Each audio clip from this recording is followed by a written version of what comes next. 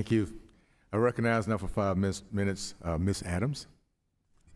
Thank you very much, Mr. Chairman, and I also want to thank the ranking member for this hearing. It's quite vital. I'm still paying taxes for education. I've been out for a while. Life's just not fair about all things, but I think when you have a need, I think if we can support that, we need to do it. But let me just thank you very much for your testimony. And my first question is to Dr. Gadkari.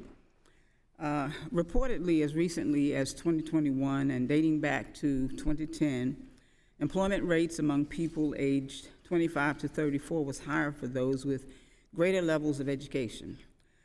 Further data from studies like those conducted by the Georgetown University Center on Education and the Workforce found that in many workforces, adults with bachelor's degrees earned $1 million more than the median for workers with just high school degrees. In other words, students and their families for decades entrusted the higher education system as a means of economic mobility and career advancement. And having spent over 40 years as a college professor, it's safe to say that I have interfaced directly with hundreds of student loan borrowers from different walks of life, varying levels of education, and different economic backgrounds.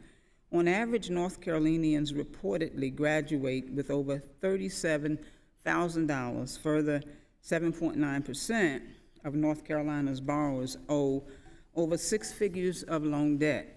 For millions of students, college education still proves to be one of the strongest pathways to the middle class. However, for many, the only way to move forward on the pathway that's been with the assistance of federal student loan debt. So in the 115th Congress, we passed the bipartisan Fostering Education Talent by Unlocking Resources of Education, the Future Act, that I was proud to lead with the support of many of the members on this very committee. This law was signed into law by President Trump, which allows for the IRS to share certain tax information to the Department of Education. Well, we know that this is important. An important provision will allow for borrowers to transfer their income data more easily between the agencies.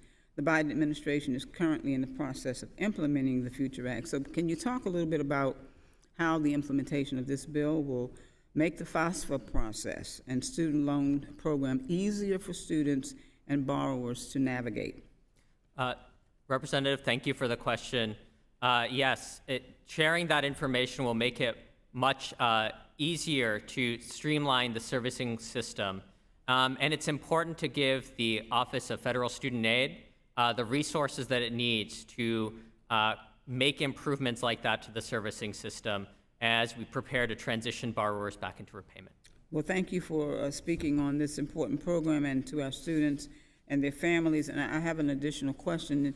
In April of last year, the Biden administration announced Operation Fresh Start, which allows borrowers in default prior to the pandemic loan repayment pause to re-enter payment in good standing and provide benefits such as stopped collections and credit report adjustments. And although many of my colleagues across the aisle view this as irresponsible, I believe this temporary program will drastically benefit struggling borrowers.